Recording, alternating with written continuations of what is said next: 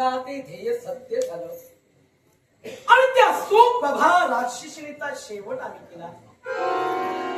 राजप्रसादांची पावलं फिरकली म्हणे कैक्षण विश्रांती घ्यावी पण नाही. एकांतात आम्ही बसलो असता मन स्थिरता देत नाही.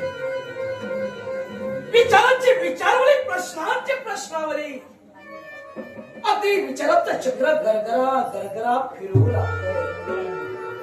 एक एक क्षण ती माघारी जाऊन त्या विश्वाच्या मुखातील शब्द मला आठवत आहे. आवेशाच्या भरात मी म्हटलं, राजकर्त्याने नर्मदेचं लग्न म्हणे तो राजश्रीला मारी त्याच्यासमोर करून देईल,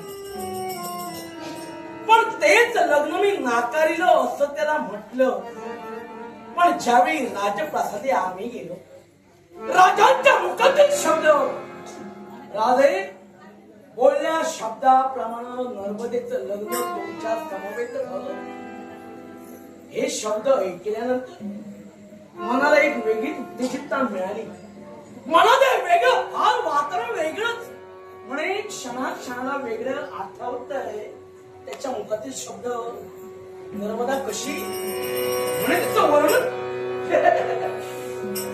कुरळे कुरळे गेली, अति लांब लचकचे कुरळे कुरळे, कसे दिसत असतील आणि ते केसांची शोभा होती तिच्या. काय सौंदर्य, काय ते माधुर्य, अरे धनुष्याकृती भोया, वा काळे भोळ टपोरे डोळे आणि चाफेकडी ना गुलाबाच्या पाकळी प्रमाण तिचे म्हणे ओठ, वा वा वा. अगदी क्षणोक्षण तिचं रूप मला वाचू लागलंय. क्षणाक्षण आणि कमनीय बांधा चालताना म्हणे अगदी नाजूक हरणीच्या पासात, वा वा वा. काय ते म्हणून कशी. आणि समजा अशी तर बायको माझी झाली तर 2 दिवसात आपलं लग्न होणार. राजांचे शब्द की 2 दिवसात आपलं स्वयंवर आहे, लग्न आपण करणार. अगदी क्षणाला ती माझी झाल्यानंतर कसं वाटेल. अगदी अचानक समजा माझ्या डोळ्यासमोर अगदी उभी ठाकली तर ती कशी. अगदी स्वप्नांच्या भराऱ्यात उंच मनोरथे. वा, मला असं वाटतंय कदाचित तिलाही कळलं मी तिची आठवण काढतोय, तिलाही कळलं मी तिची आठवण काढतोय आणि त्याच आठवणीनं अगदी माझ्या समोर ती येणार, माझ्या भीतीला येणार. अगदी दूरता उत्सुकता तिला लागली. अगदी राजा शोर वाजवायला भेटेल आणि त्याकरवी ती येणार. अगदी आल्यानंतर मी तिला डोळे भरून पाहणार. कशी पडेल, कशी असेल. अगदी हिरे माणिक मोती खात्याप्रमाणे राजमुद्रांनी चिन्हांकित आणि समजा ही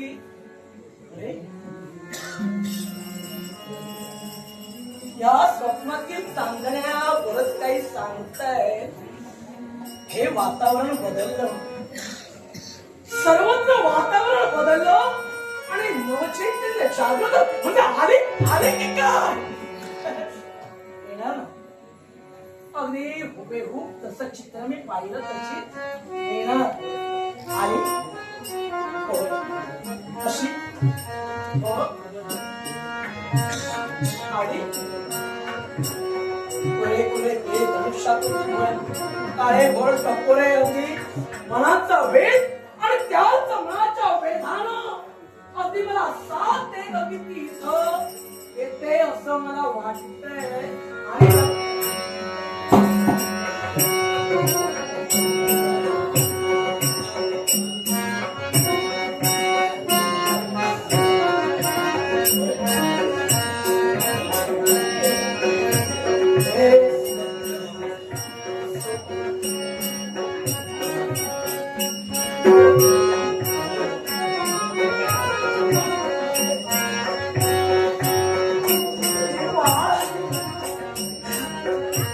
राजकन्या तर दिसतोय. माझ्या नर्मदेला शोभेल असा जसा म्हणावा तसा तो बांधा दिसतोय. संपूर्ण महाराच्या दिशेने पाहते. अरे कोणी पाहिलं तर नसेल ना, कदाचित तीच जरी चाली असेल. काय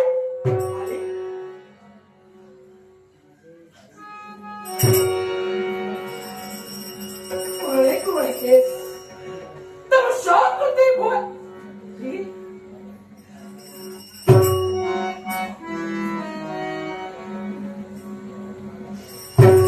अगदी अगदी म्हणावं तेच मला.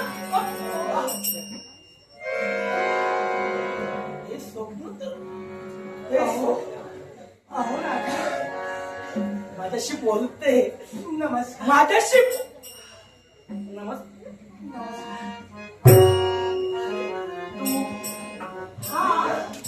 हो मी म्हणजे हे सत्य म्हणजे हो सत्य हे मी आहे. तू कोण तू? मी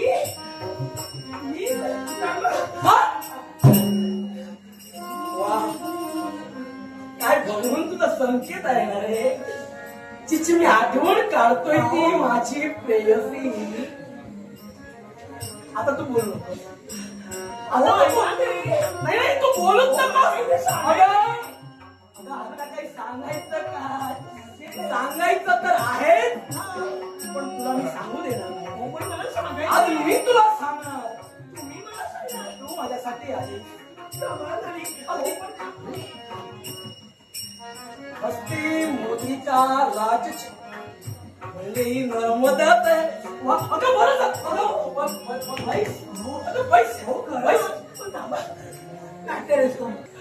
मी तुला पाहिलं नव्हतं. मी तुला कधीच पाहिलं नव्हतं. पण मी तुम्हाला पाहिलं. विश्वासानं वर्णन मात्र अगदी अचूक केलं. म्हणजे तुम्ही राजे राजा शोणभद्र ज्यानं राक्षसीला मारिलं. म्हणजे माझ्या नर्मदेला शोभेलच. अशी विश्वास मरता मरता जगला. त्यानं अगदी सुंदर बनवतो. डोळे कुळे केस धनुष्यात काय बोल.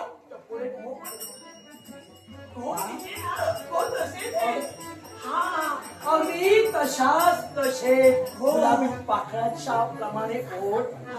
अशीच माझ्या मनातील राणी माझी सदनी अशी होती. माझ्या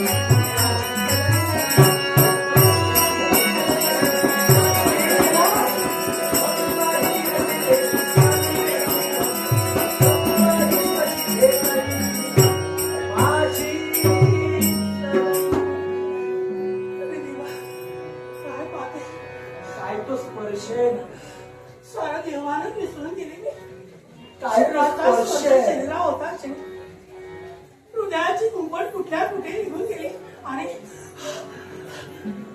खरं सांगू, पुरुषाचं सामर्थ्य त्याचं सौंदर्य आणि स्त्रीचं सौंदर्य हे तिचं सामर्थ्य, आणि ही जर जोड झाली ना, या जगात तोडच बसली नाही.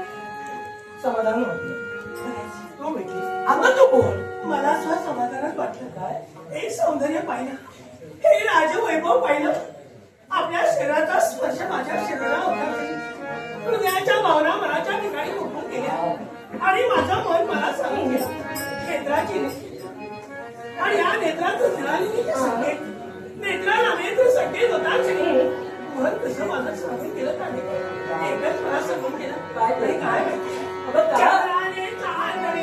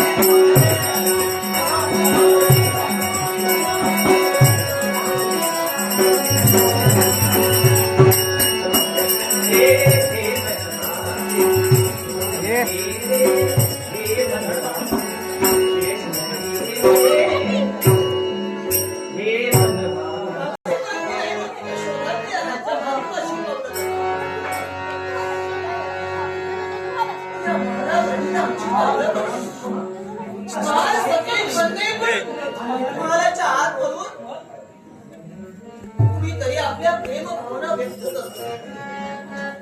नाही, माझा गैरसमज असेल, भास असेल, पण माझी सखी तर असेल. विचाराव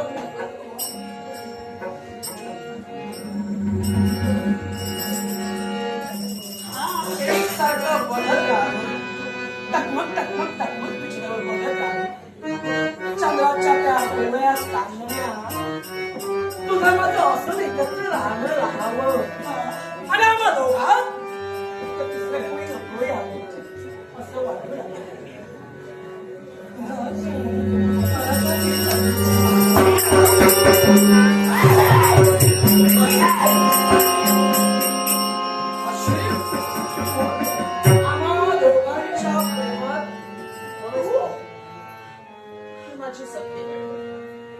आणि यावी हिचा माझा संबंध आहे. अर्थात प्रथम मला हिच्याशी वार्ता करायची.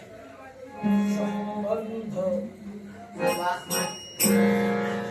सुंदर म्हणजे आपल्या माणसाला आपल्या माणसाचा घात कसा करावा याचं जिवंत उदाहरण. नाही ना पडले. पुन्हा कमी पडली नर्मदा. सावधान, पुन्हा कमी पडली नर्मदा.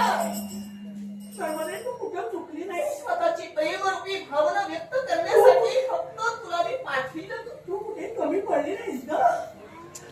आणि मी सुद्धा कुठे चुकले नाही. मी लेकरासमोर मी काय पाहते? तू पाहतेस. तू इथं कशासाठी आली होतीस मला सांग. मी इथं का आले होते याची जाणीव तुला सुद्धा आहे माझा संदेश घेऊन आली आणि होतीस. मला सुद्धा आहे. पण माझा नाविलाज झाला बा. पण जे मी नेत्रांनी पाहिलं हा, त्यांच्या मगर ते पाहिलंच ते सत्य आहे. पण माझा सुद्धा नाविलाज आहे. नर्मदे खरंच माझा नाविलाज झाला ग. एकमेक कान फसवू शकतात ग, पण स्वतःचे डोळे कधी फसवू शकत नाही. सत्य आहे. स्वतःच्या नेत्राने मी तुला त्यांच्या मगर पाहिलं. अगं माझ्या जीवाभावाची सखी तू. ज्याच्याशी प्रेमरूपी भावनाच्या न पाहता मी माझ्या मनात कोरली ग.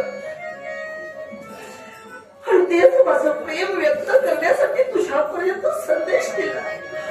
का? तर मी त्यांच्यासाठी किती व्याकुळ आहे, माझं मन किती अधीर आहे हे त्यांनाही कळावं म्हणून. होय. पण तू नर्मदे तू बोलतेस ते सारं काही सत्य आहे. तू सांगतेस ते सारं सत्य आहे. मी प्रयत्न केला इथपर्यंत आले. तुझ्यासाठी पण आले का मी. विश्वासघात केलास तू असं नाही काही ग. अगं मी विश्वास जीवाभावाची तू माझ्या कधी आतापर्यंत तुला दाखी मानलं नाही ग. तू माझ्या रक्ताची, तू माझ्या आत्मेस असं समजून तुझे प्रत्येक हट्ट लढीवाळ आम्ही पुरविले. अगदी माझ्या सख्या बहिणी प्रमाणे तुला. अगं हो ग. पण तू अगं पण माझं ऐकून तरी घे. काय ऐकून घेऊ? माझं काय चुकलंय. काय ऐकून घेऊ सांग ना. काय चुकले हे तरी तुम्हाला विचारायला होतं का. चुकली नाहीस. मी नाही चुकले. मग मी नेत्राने पाहिलं ते काय? सत्य पाहिलं तू. मग तुझे नेत्राने पाहिलं तर ते सत्यच आहे. मग पण मी नाही चुकले. काय? मी माझ्या मनानं हे नाही केले. तू जसं मला सांगितलं ना तसा तुझा संदेश घेऊन इथपर्यंत आले. मग त्याला सांगण्याचा प्रयत्न केला. माझ्या मुखातून शब्द निघाला मी नर्मदेची. एवढ्या काही मला थांबलं. मी पुष्कळ काही त्याला सांगण्याचा प्रयत्न केला पण ते माझा सौंदर्य वाढून तुझे पण किती कालावधी. माझ्या मुखातून निघणाऱ्या शब्दाकडे ते पाहतच नव्हते. एखाद्या गोष्टीला मर्यादा असते का? होय तुला. खोटं बोलण्याला सुद्धा तेवढीच मर्यादा आहे. मी नाही खोटं बोलत. तुला का तर मी खोटं बोलते. अगं, एक वेळ नाही, हा? 1000 वेळा प्रयत्न करायचा.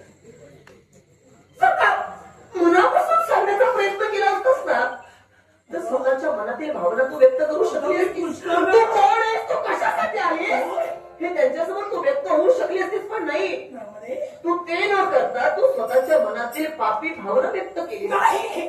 का पाहिजे नर्मदे? माझ्या होणाऱ्या नवऱ्यावर तुझी पापी नजर पडली. माझ्यावर नको ते आरोप करू. आता सुखे संसार उभारले आणि तू बोलणार. नर्मदे, आरोप करत असताना विचार थोडा तरी कर म्हणते. पूर्णतः विचार केलाय मी का? तुझ्या जीवनाचा घात नाही केलाय. मी तुझी फसवणूक केव्हाही केली नाही. मी तुझी दासी आहे. मी तुझी सखी आहे. मला जाणीव आहे त्याची. पण हे जाणीव असताना सुद्धा मी बरोबरीनं त्याला सांगण्याचा प्रयत्न केला. पण ते मला काहीच बोलू देत नव्हते. मी सांगण्याचा प्रयत्न केला. माझ्या मुखातून शब्द निघला. त्यांनी मला थांबविलं आणि आपल्या मनाची भावना त्यांनी मला व्यक्त केली. मला सांग, जिवंत हाडा मावसाचा बोलण्यासाठी वाचा देवाला तोंडात दिली ना. अगं एक तू स्त्री आहेस. हो, मग परपुरुषाचा स्पर्श होत असताना रोखणं हे तुझं कर्तव्य. तू म्हणतेस याने पलीकडं हा? माझं होणारं सौभाग्य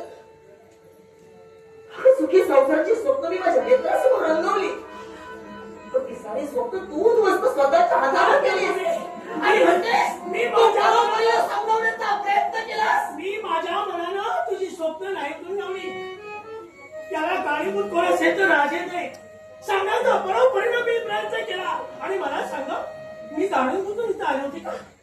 माझ्या मनात जर कशा प्रकारची भावना असती, आतापर्यंत दासी म्हणून तुझ्या कर्तव्यात राहिले, आतापर्यंत गरीबी जीवन जगला म्हणून, आणि मला अवश्य प्रेम म्हणून जर मी माझ्या मनाने इथं आले का?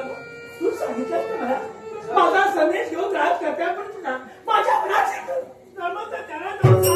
मला 2 दिवस राहता नाही. माझ्या प्रेमाचा तुझा मी नाही पाहू शकत म्हणून.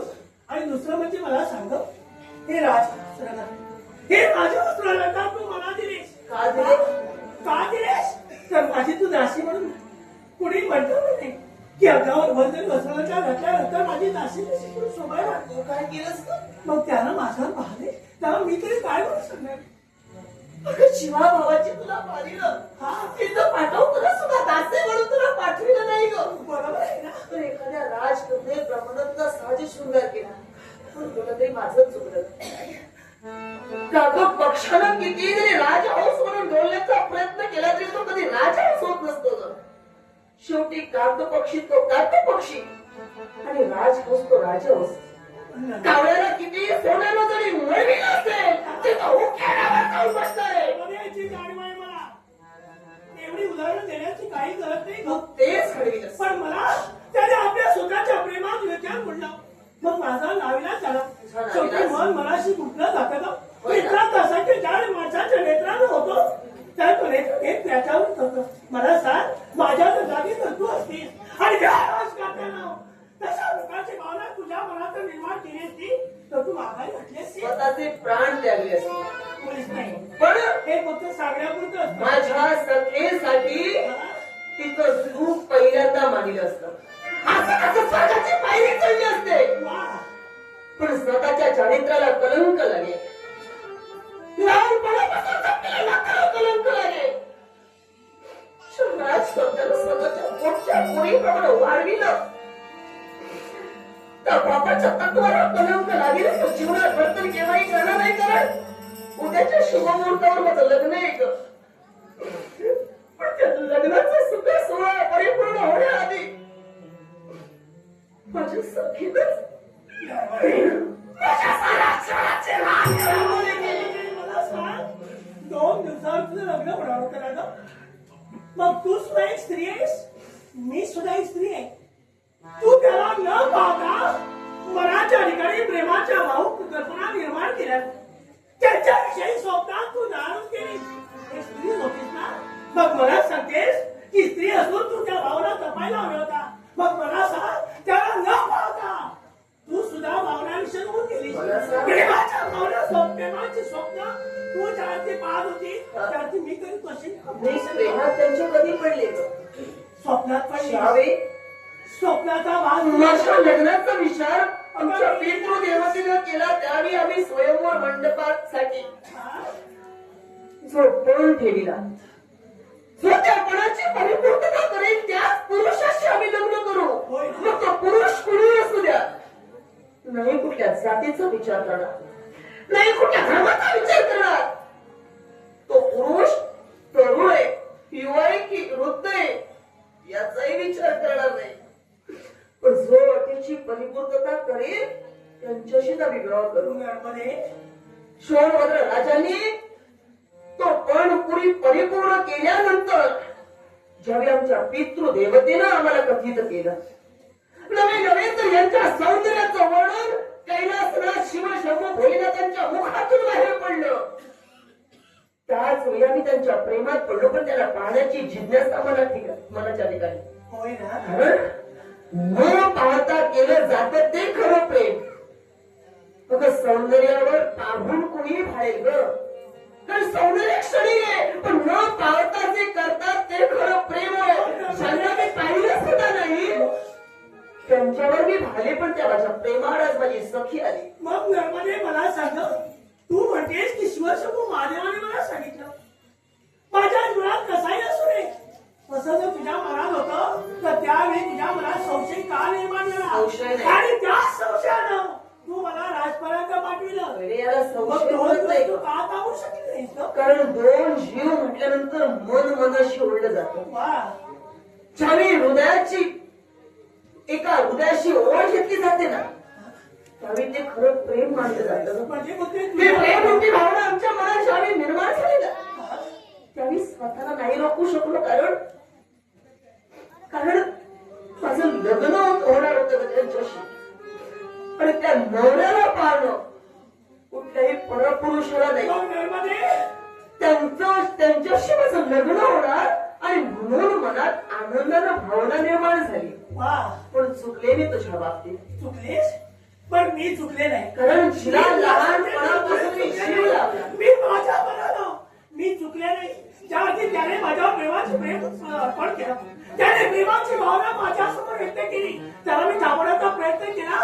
मुळे तू चुकले नाहीस. पण म्हटले मी मुळीच चुकले नाही. मग मला मी सांग, मुळीच चुकले नाही. आतापर्यंत माझ्यासाठी किती प्रयत्न तू केलास, इथं सुद्धा माझ्यासाठी झालीस ना. होय, क्षमा केला तुझा अपराध, तुझा अपराध क्षमा केला. पण केव्हा तेव्हा इथं थांबायचं नाही.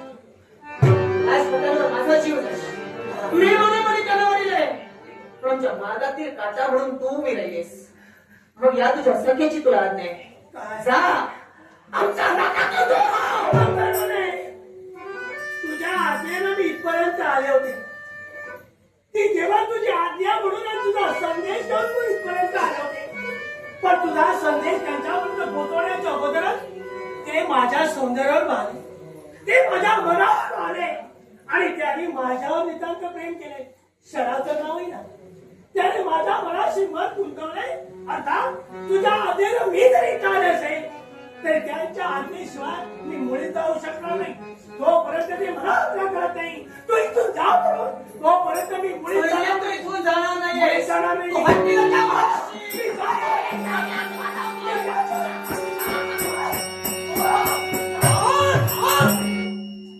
खबरदार! स्वातंत्र्य याचा अर्थ स्वैराचार नव्हे. राज्याचा अधिकारी राजा क्षोणभद्र जिवंत आहे. आपल्या राजप्रसादी असताना तयस्थ व्यक्तीनं तिथवर येऊन वितंडवाद घालणं, तिच्या हाताला धरणं तुला शोभा देत नाहीये. चुकलंय माझं, सांगते मी. इथं अधिकार आपले, पण ज्यावेळी एखाद्या माणसाच्या मनावर एखादा घडाचा आघात घडला जातो ना, तरी कुठल्याही परिस्थितीचा विचार ती व्यक्ती कधी जीवनात करत नाही. काही वेळा माणसाच्या मनावर जे घात होतात ना, ते त्याच्या कर्मानच होतात. मी कुठे चुकले म्हणून एवढा माझ्या सखेनं माझा विश्वासघात करावा. तुम्हाला सखी होय, ही नर्मदा आहे. काय? ही माझ्या जवळ आली ती माझी नर्मदा. राजे, मी तुमचं सारं सर्वस्व ऐकलं, तुला वाटलंच असेल माझा लक्ष नाही. पण तू म्हणू लागलीस तू नर्मदा नव्हे, तू नर्मदा. ही नर्मदा आहे. कशी ग? कारण राष्ट्राची राज चिन्हांकित मुद्रिका तिच्या हाती आहे. मान्य आहे. तुझ्या हाती आहे का? कारण ती ओळख पठावी म्हणून ज्यावेळी जुईला तुमच्यापर्यंत संदेश घेऊन मी पाठवला. संदेश कोणता? तुम्ही ज्या क्षणी मला वार्ता कळली आपण स्वयंवराची अट पूर्ण केला, त्या क्षणी मनोमनी मी तुम्हाला वरिलो. भावी सुखी संसाराची स्वप्न मनात रंगवत असताना मनात इच्छा निर्माण झाली की मी जेवढे आत्मीयतेनं तुमच्यावर प्रेम करते तेवढंच प्रेम तुम्ही सुद्धा माझ्यावर करत असाल का? आणि म्हणूनच तिच्याकरवी तोच संदेश मी तुमच्यापर्यंत पाठवला. पण ती माझी दासी याची ओळख पटविण्यासाठी ती राजमुद्रा मी हिच्या हस्ते दिली. ऐक, ही नर्मदा नाही, ही सुईला माझी दासी आहे. आणि खरी नर्मदा मैकल्याची कन्या मी आहे. म्हणे ती दासी तुझी, तू राजकन्या असेल नाही म्हणत नाही, कारण तुला मी कधी पाहिलं नाही. तुझी माझी गाठाभेट कधी झाली नाही. फक्त सेवकानं वर्णन केलं, त्या वर्णनानुसार जेव्हा मी स्वप्न रंगवत होतो तेव्हा ही तिथवर आली. अर्थात जिला मी स्वप्नात माझी मानली ती माझी राणी. पण ती स्वप्नातील तुमची नर्मदा मी आहे. आणि आपण आताच म्हणाला की जे सौंदर्य देवर्षींनी आपल्या समोर केलं, ज्या सेवकांकरवी आपल्याला संदेश मिळाला, मग ते सौंदर्य जरा नेत्र उघडून बघा. नेत्र ते उघडून सौंदर्य तुमच्या समोर उभे. एखाद्या फुलदाणी जर का फुलांचं रोपटं लावलं असेल ना, ते फुलांचं रोपटं जर का निर्जीव असेल तर त्या निर्जीव फुलांच्या रोपट्याला, त्या फुलांना कधी सुगंध येत नसतो.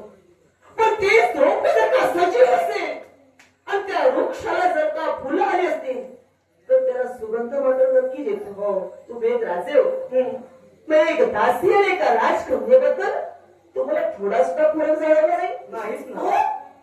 तिची चाल जाणवलं नाही. तिची चाल चालूक पहा. काय? माझी चाल चालूक पहा. एक संदेश तिच्या बोलण्याची पद्धत पहा, माझ्या बोलण्याची पद्धत पहा. माझ्यातील आत्मीयता पहा, तुमच्याबद्दल असलेली प्रेमरूपी भावना, त्या प्रेमरूपी भावनेचा आदर पहा. नेत्रातून येणाऱ्या धारा अश्रूचा विचार करा, ते किती प्रेम करत असेल. चाल चालू म्हणाली. माणसाचं वर्तन सांगतं ती कोण आहे, पण तिच्या वर्तनात मला गैर काहीच वाटलं नाही. पण तू इथं येऊन ते कृत्य केलंस ते एका राजकन्याला शोभत नाही. ते तुला शोभणार नव्हे. पण आपण तुला मी राजकन्या आहेस मी मान्य केले नाही म्हणत नाही बोला. आता तू म्हणालीस कुंडी त्या फुलाला सुगंध फुलल्यानंतर येतो, पण ते ओळखायला हवं. पण या जगात बरीच अशी फुलं आहेत, त्या साऱ्या फुलांना सुगंध येतो. आणि ज्यांना सुगंध येत नाही म्हणून तेव्हा त्याला किंवा उकिरड्यावर टाकत नाही, तर त्याला देवाचरणी वाहतात. त्याला सुद्धा तेवढंच महत्व आहे. तेच म्हटलं, फक्त कुंडीत फुल वाढलं म्हणून झालं नाही. सजीव फूल आता ते आणि सजीव फूल, आता ती आली राजकन्या म्हणून तिला पाहिली. अहो पण तुझं म्हणणं असेल तू आहेस अहो, पण बरोबर. राजे तुम्ही एक राजे आहात. राजगादीवर बसून आपल्या प्रजेला आपण न्यायदान करता. योग्य काय अयोग्य काय, सत्य काय असत्य काय याची पडताळणी तुम्ही करता. म्हणजे ही खोटी आहे. मग तुम्ही पूर्णतः चौकशी करणार नाही का? तू कोण आहेस? अहो, ती बोलण्याचा प्रयत्न करत होती असं ती स्वतः म्हणते. मग तुम्ही तिला कधी बोलायला संधी का दिली नाही? संधी ती कोण आहे? ऐक. तिची जर का विचारणा केली असती तर हा गैरसमज झाला नसता. नाही ऐक तू आता. विचारणा कधी करायला हवी होती आधी, असं तुझं म्हणणं आहे. मी मान्य करतोय. मी आल्यावर तिच्यावर प्रेम केलं कारण स्वप्नात माझी राणी मी रंगवत होतो. तिने माझ्या प्रेमाचा स्वीकार केला. आमचं दोघांचं मनोमिलन झालं. अर्थात आता तू म्हणशील तिची विचारपूस करायला हवी. मी चुकलो. तुझ्या म्हणण्याला मी चुकलोय की नाही म्हणत नाही. याचा अर्थ आता तिला टाकून देऊन तुझ्याशी प्रेम करणारा मी नव्हे. कारण जिथं मी चुकलोय तिच्या आयुष्याचा वाळवंट करणारा मी नव्हे. हा अधिकार तुम्हाला नाहीये. नाही कोण म्हणतंय? कारण स्वयंभू अधिकार नाही हे कोण म्हणतंय? मी सांगते तुला कारण कोणी अधिकार दिला? पहिलं प्रेम तुला अधिकार हे सांगण्याचा कोणी दिला? कारण आहे त्याला. तुम्ही स्वतः विडा उचलला. स्वयंवर मंडपात जो पण मी ठेवला त्या पणाला लागूनच आपण ते गोदावरीचं फूल तोडण्यापर्यंत गेला. त्या वाईट शक्तीचा आपण नाश केला.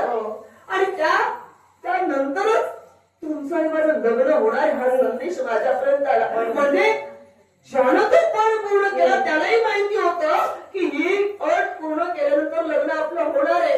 मग आपल्या नेत्रासमोर येणारी कुणी स्त्री असू द्या, तुम्ही तिला नर्मदा मानणार?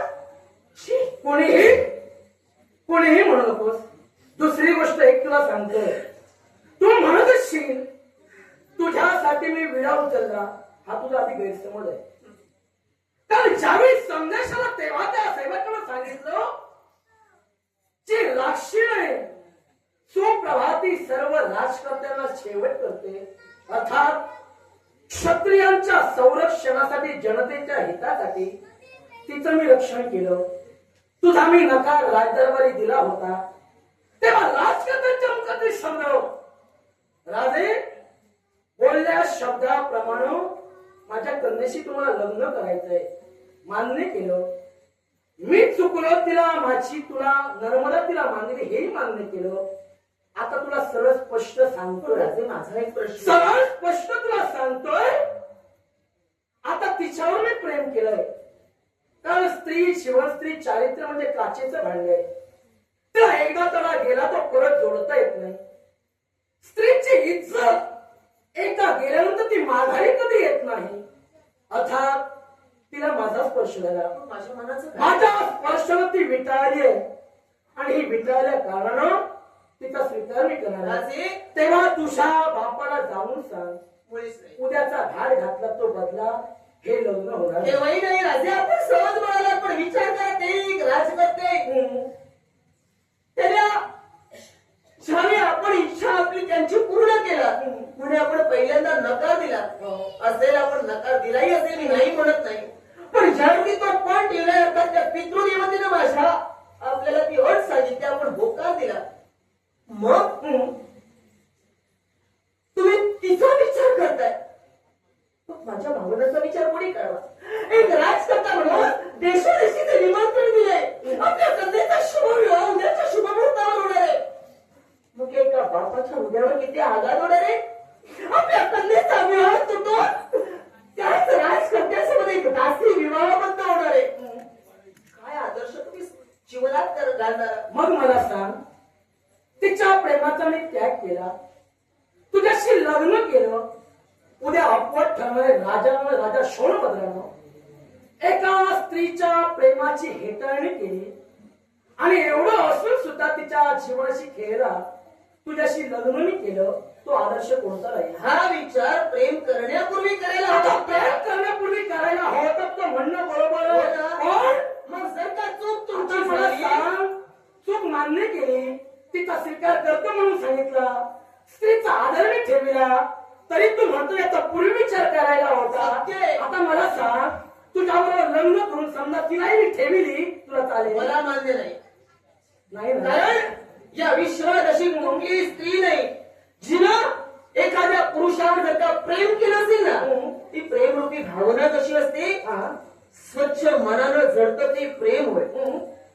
आणि ते स्वच्छ मनानं तुम्हाला न पाहता क्षणी मी तुमच्यावर प्रेम केलं हो, ती तुम्हाला पाहता क्षणी तुमच्यावर भारी म्हणजे तुमच्या या बाह्य रूपावर भारी आहे, पण या नर्मदेने तुमच्यावर जे प्रेम केलेलं ते आपल्या अंतर्मनावर प्रेम केलंय. कारण आपणच म्हणालात ती सुप्रभा संपूर्ण क्षत्रिय जातीचा नाश करण्यासाठी या विश्वात भटकत होती, मग त्या क्षत्रिय जातीचा रक्षण होण्यासाठी आपण तिथपर्यंत गेला.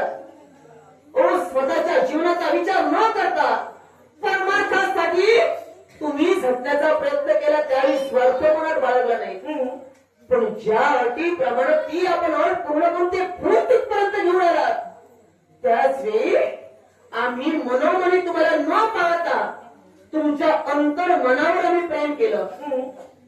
मग ही जर का सौंदर्यावर घालून तुमच्यावर प्रेम करू शकते, कशावर प्रेम तुमचं सत्य? तुमच्यावर प्रेम केलंय, या माझ्या प्रेमाचा विचार तुमच्या मनात नाही. फक्त स्त्रीला अंतर्मन असतं, पुरुषाला नाहीये का? स्त्रीलाच भावना असतात, पुरुषाला नाहीत का? मग मला अंतर्मन नाही का? मला भावना नाहीत का? मग त्याच अंतर्मनात त्याच भावनेनं तुझं प्रेम कापूर्तीनं सांगतंय, कळतंय तुझं प्रेम, पण तुझ्या प्रेमासाठी मी माझं प्रेम नाही केलं. तसं न पाहता तू प्रेम केलंस ना, तसं न पाहता मी प्रेम केलं, त्या स्वप्नातील राणी ती मला मिळाली. आता माझ्या अंतर्मनाला मी निर्णय घेतला, इथं तुझा ठाव लागत नाही, तेव्हा तिचा संबंध येतो, तू जाऊ शकते. असे माझी इच्छा आहे. ज्या व्यक्तीवर मी नितांत प्रेम केलंय तो फक्त आणि फक्त माझा आहे, त्या व्यक्तीवर कोणाही स्त्रीचा अधिकार नाही. अर्थात तिलाही समजावून सांगितले, पण ती म्हणाली जर का तुम्ही सांगत असाल तर ती आपल्या नात्यातून बाजूला जाणार. कसली? माझ्या प्रेमाचं त्याग नका करू, माझ्या प्रेमात सांगतो नका पाहू. त्या व्यक्तीला घेऊन माझ्या प्रेमाची तू जायला सांगा. माझ्या प्रेमाचा, माझ्या प्रेमरूपी भावनेचा विचार करा. प्रेम ही भावना आहे, प्रेम हे आंधळं असतं, बहिरं असतं, मान्य आहे. पण त्याच आंधळ्या प्रेमात तुझ्या प्रेमाचा स्वीकार समजा मी केला, तिच्यावर अन्याय नाही होणार का? आणि मी तर इच्छितोय माझ्या म्हणून तिच्या शरीराला मी स्पर्श केला, ती कुणीही असो, तिच्यावर मी अन्याय करणारा नव्हे. तेव्हा माझी तुला कळकळीची विनंती आहे, प्रेमाचं खरं स्वरूप म्हणजे त्याग, तो त्याग तू अंतर्मनात घे. तुझं म्हणणं असेल अति स्वयंवरात लग्नाच्या दिवशी बाप जगाला काय सांगेल, चिंता करू नकोस. तुझ्या बापासाठी आणि तुझ्या प्रेमासाठी मी स्वतः तिथे येईल. समोर मी स्वतः तिच्याशी लग्न करेन.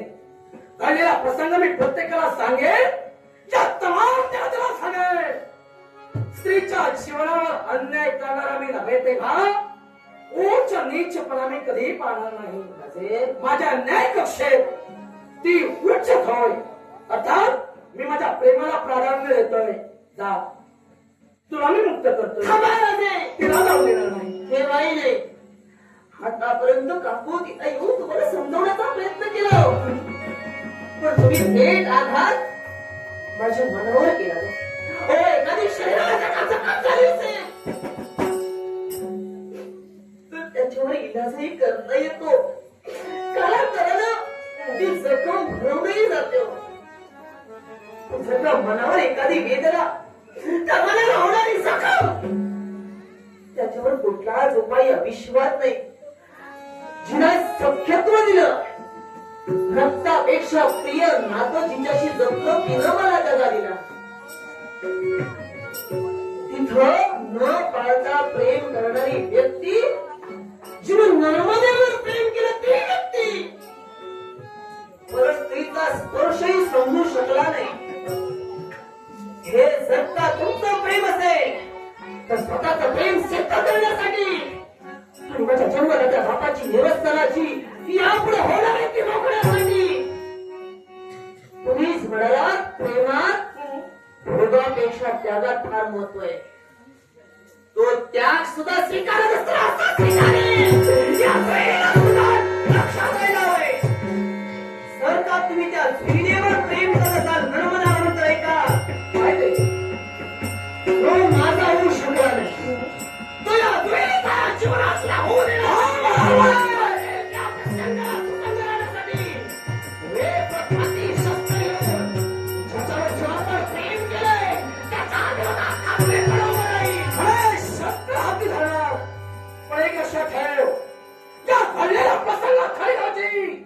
तू आहेस, अरे तूच जर तिला इथं पाठीला नसतोस, हा प्रमाद घडला नसता. कारण तुझ्या प्रेमानं तुला स्वार्थ झाला, ती इथं पाठविलीस. तुझ्या स्वार्थासाठी, तुझ्या स्वार्थी प्रेमासाठी मी माझं प्रेम त्यागणार नव्हे, अर्थात तिच्या जीवनाशी मी खेळणार नव्हे.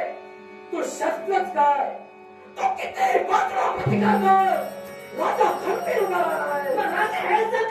निर्माणीचे शब्द असतील, शब्द ज्याच्यावर जीवापांताचं प्रेम केलंय तो त्याचा माझा होत असेल, तिला जुईलेचाही हो देणार नाही. कारणी घेऊन ज्याच्याशी जीवावर प्रेम केलंय त्याला जबरदस्तीनं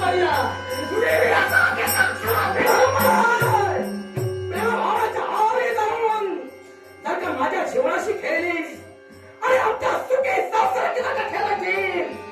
नको तुला प्रेम, नको तुला स्त्री जीवन, नाही गरज स्त्री चारित्र्याची.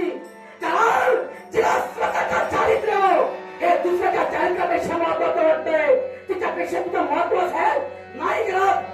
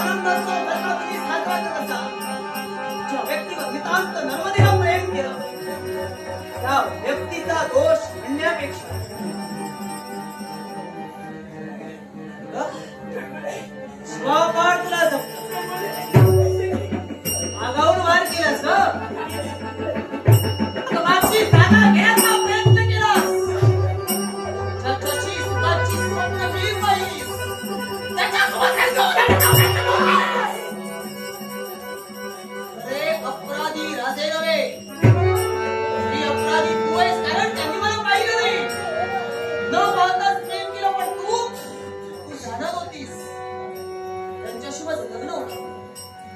मी तुझी सगळी माझ्या मनातली भावना काढू शकतेस. आज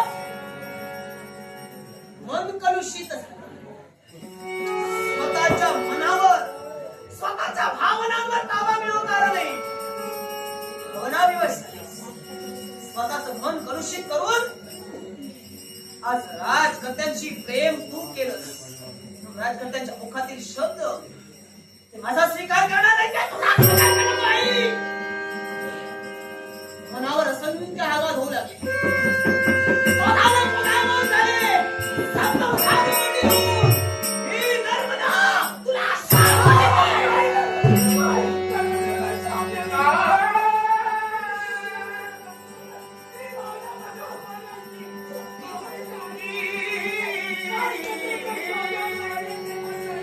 शाप भोगावाच लागेल. कारण तू अपराधी आहेस.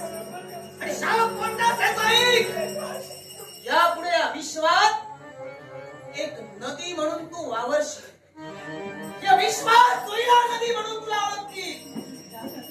पण नदी म्हणून तू वावरत असताना तुझ्या पात्रातील पाणी हे नेहमी तुझ्या मनाप्रमाणे अशुद्ध राहील. हे पाणी म्हणजे शुद्ध नव्हे. कुणी मनुष्य प्राणी त्याचा वापर करू शकत नाही. हे तुझ्या मनात कलुषित वातावरण निर्माण झालं. त्याप्रमाणे यापुढे तुझं पात्र दूषित होऊन या विश्वात पुढे जाईल. पण जर का एखाद्या मनुष्य प्राण्यानं तुझ्या जलाशयातील पाणी प्राशन करण्याचा प्रयत्न केला तर असंख्य पापांचा भाग येतोय. एवढंच नव्हे, माझ्या प्रेमात तू आलीस आणि प्रेम कुणावर केलंस या राजकर्त्यांवर. म्हणे हे तुझ्यावर प्रेम करतायत ना. माहीत या विश्वात यापुढं राधे आणि तुझी केव्हाही भेट नाही.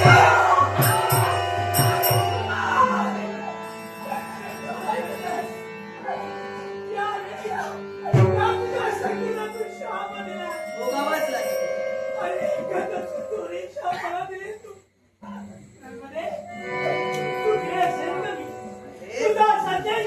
राजा परत घेऊन आले तर ते माझ्या डोक्यावर आले. माझी चूक कमी. आज मला शाप दिलाय. तो शाप खोटा असेल तर ही सुईला एक नदी होऊन वाहेल. आणि नदीवर वाहत असताना तिचा प्रवाह आणि त्या पाण्यानं जाईल. जे पाणी कसं असेल तो माझा प्रवाह कसा असेल तर माझ्या कळशीत आलेला मला अशुद्ध असेल. आणि जो कोणी त्या पाण्याला स्पर्श करेल त्याला पाप भोगावी लागतील. जेवढी तू दोषी आहेस विवश झाला. नाही तुला तेव्हा तुझं अस्तित्व ओळखू शकलो. मी कोण आहे? सप्त मुखाने जेव्हा तू आग फुलावलीस तर ते मस्तकाला भेटली. क्रोधाचा क्रोधाग्नी ती मुखातून निघून आला. त्यावेळी तुझ्या अस्तित्वाची जाणीव मला झाली. कारण नका तुझ्या मुखातून शब्द निघालाय. या वेळेला तू शाप दिलास. तू कुणी सामान्य आहे. तू दैवी अस्तित्व आहेस. झालेल्या गोष्टीचा पश्चाताप राजाला होतो. कारण जिच्यावर मी जीवापाड प्रेम केला मनाच्या गाभाऱ्यात चिरा ठेविलं. तिचा आणि माझा म्हणे संगम कधीच होणार नाही. एक वेळ असं म्हणलं केव्हा तरी आमचा संगम होऊ दे. एवढी निष्ठुर कठोर होऊ नकोस. आपली दयामायेचा वाचा तुला फोन.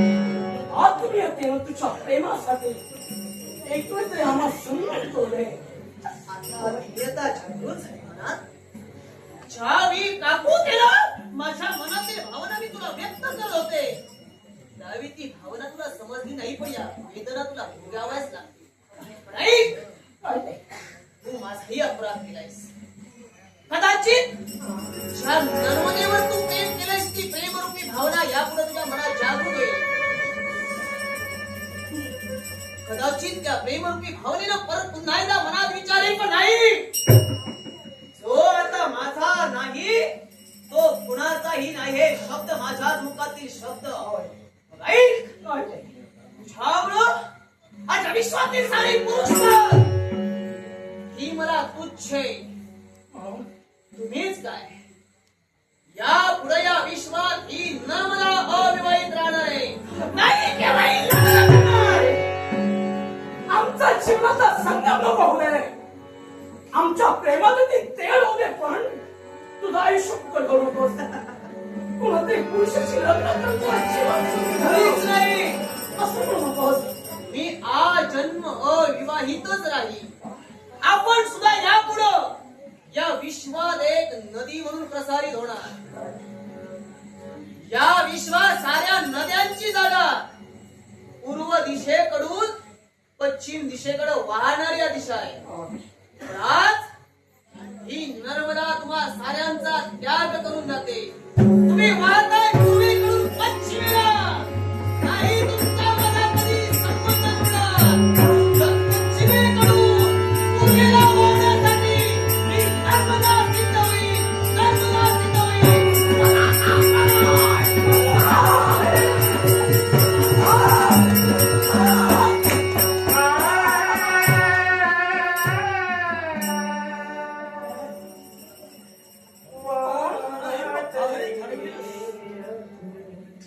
आयुष्याच्या सगळी स्वप्नांचे चक्र चोर एका क्षणात गेला.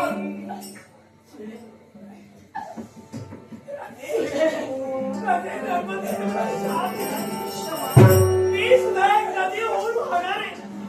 पण माझं पाणी माझ्या मनाप्रमाणे दिशेत होणार. माझा परा श्याम झालाय. श्याम!